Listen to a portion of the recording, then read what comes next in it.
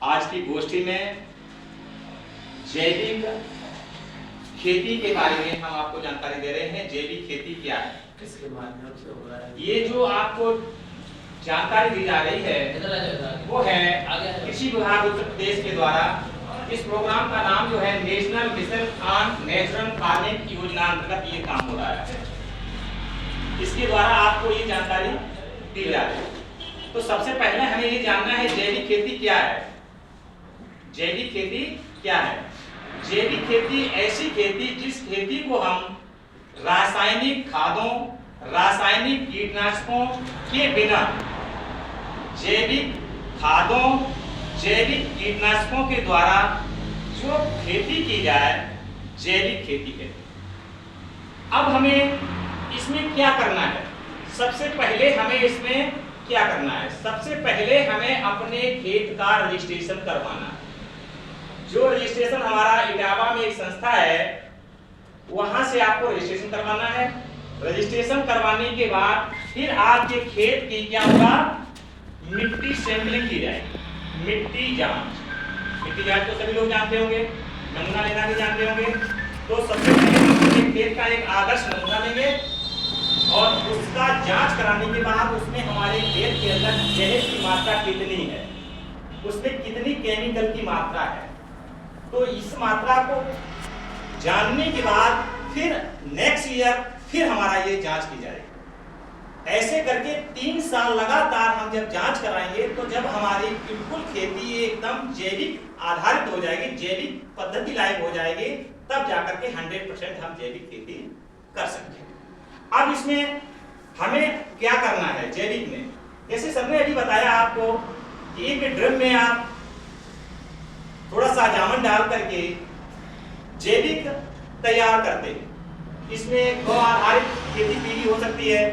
जिस प्रकार से हम आपको बताएं कि गाय के गोबर में 1 ग्राम गोबर में करोड़ों बैक्टीरिया पाए जाते हैं, जो हमारी गाय है। लेकिन उसमें देसी गाय, आपका जो संकर गाय है वो नहीं है। इसमें सब संकुल गाय का आप गोबर लेंगे और उससे क्या करेंगे? एक ड्रम में डाल करके जो पद्धति सर ने अभी आपको बताई, उस पद्धति से आपको खाद तैयार करना है। सबसे पहले हमें ये जानना होगा खाद और उर्वरक में अंतर क्या है। यहाँ जितनी भी हमारी नेचुरल खादें हैं, जैसे हरी खाद, ढैंचा की खाद, इसके अलावा आपका सनई की खाद, और जो भी आप फसलें पलटते हैं जमीन के अंदर, ये हरी खादें कहलाती हैं। या वर्मी कंपोस्ट, क्या हो रहा? नेडेड कंपोस्ट, गारे हैं गारे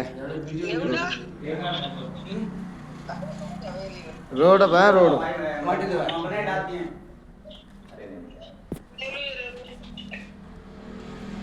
तो इस प्रकार से आप हरी खाद या नेचुरली खाद, जो आपकी गोबर खाद हो सकती है, जिसे आप कंपोस्ट हम बोलते हैं, वो कंपोस्ट आपकी गोबर की सड़ी हुई खाद, या वर्मी कंपोस्ट, नेडेड कंपोस्ट, या जो भी आपके पास ऐसा सड़ा गला जो रॉ मटेरियल आपका है, जो भी आपका फसल अवशेष है, उससे तैयार की हुई खाद को इसमें इस्तेमाल करेंगे।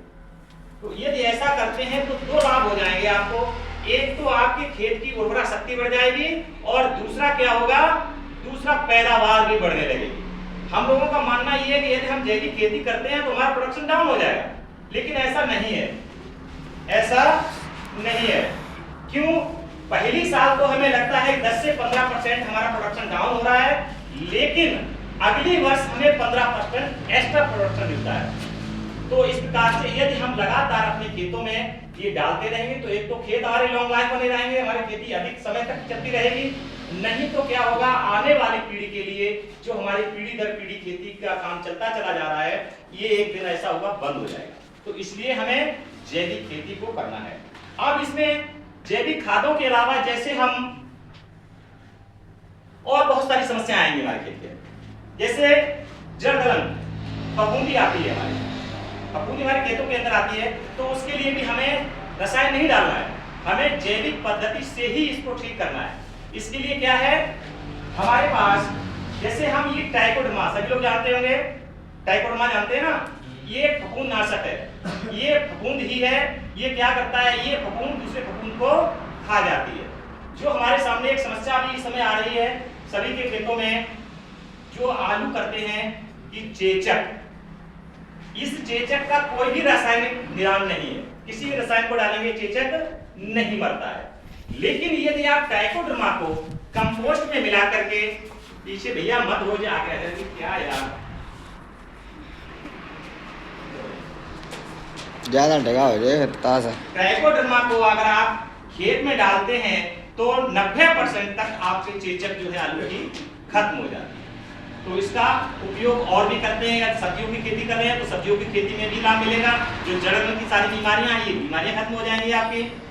तो इस प्रकार से इसको आप वर्मी कंपोस्ट में मिलाकर डाल सकते हैं, अपने कंपोस्ट में मिलाकर के इसका इस्तेमाल कर सकते हैं, इससे आपके खेत के अंदर जहर नहीं पहुंचेगा। अगला है, जैसे आपके क्या होता है, ये तो आपका जमीन का काम हो गया, अब आपको क्या आगे चल के क्या होगा, समस्या ये आएगी कि कीट पतंगे भी आए, तो उसके लिए आपको क्या करना है, नीम ऑयल का स्प्रे करना, रसायन नहीं डालना है। लेकिन होता क्या है कि जब हम कब डालते हैं इसे, जब हमारे खेत के अंदर रोग आ जाता है, बीमारी आ जाती है, कीट आ जाते हैं, सुंडी पैदा हो जाती है। अब जब सुंडी पैदा हो जाती है इसका असर नहीं पड़ेगा, इसे हमें कब से डालना है, बीमारी आने से पहले, कीट लगने से पहले इसको हमें स्प्रे करना है। और ये 7-7 दिन के अंतराल पर हम अपने खेत में अपनी फसल पे इसका स्प्रे करते हैं, तो क्या होता है, हमारे खेत जो है सुरक्षित रहते हैं, हमारी फसल जो है सुरक्षित रहती है। तो इसका भी हमें इस्तेमाल करना है, इससे भी हमारी मिट्टी के ऊपर कोई भी साइड इफेक्ट नहीं पड़ता है। अब बात आती है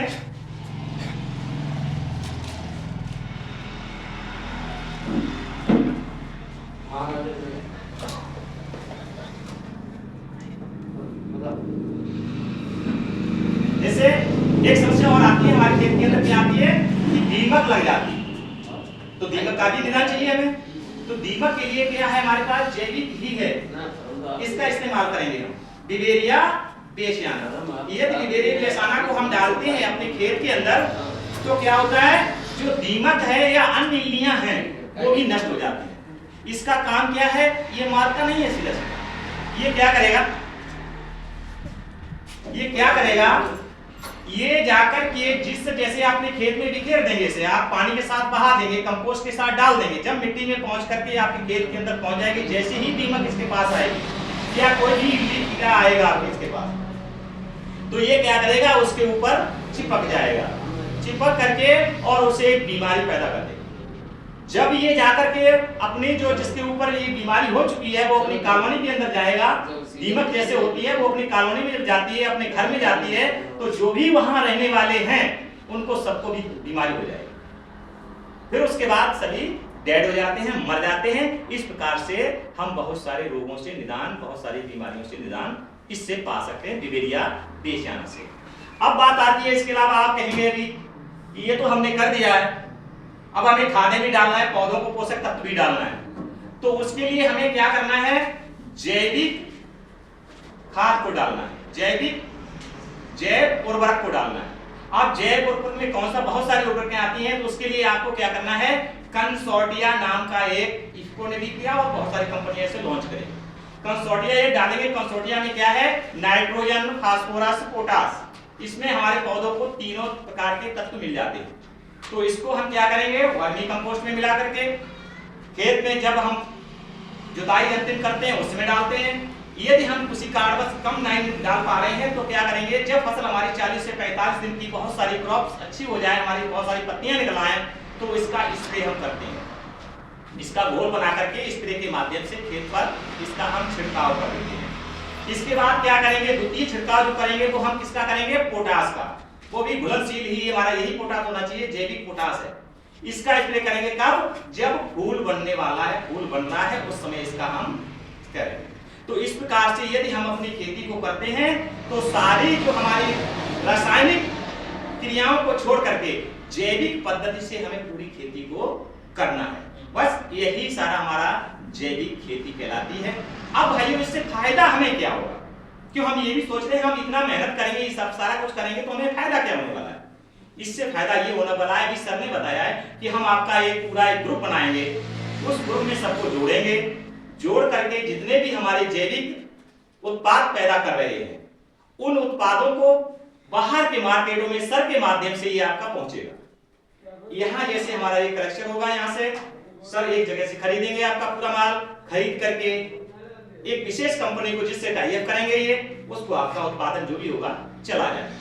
तो उसमें आप फायदा आपको यहाँ पर क्या हो रहा है, यदि आपका दूसरा प्रोडक्ट आपका 10 रुपए 20 रुपए 25 रुपए किलो में बिक रहा है आपका, तो वहां जाकर के 30 और 35 रुपए पर केजी के हिसाब से आपको बिक्री होगा।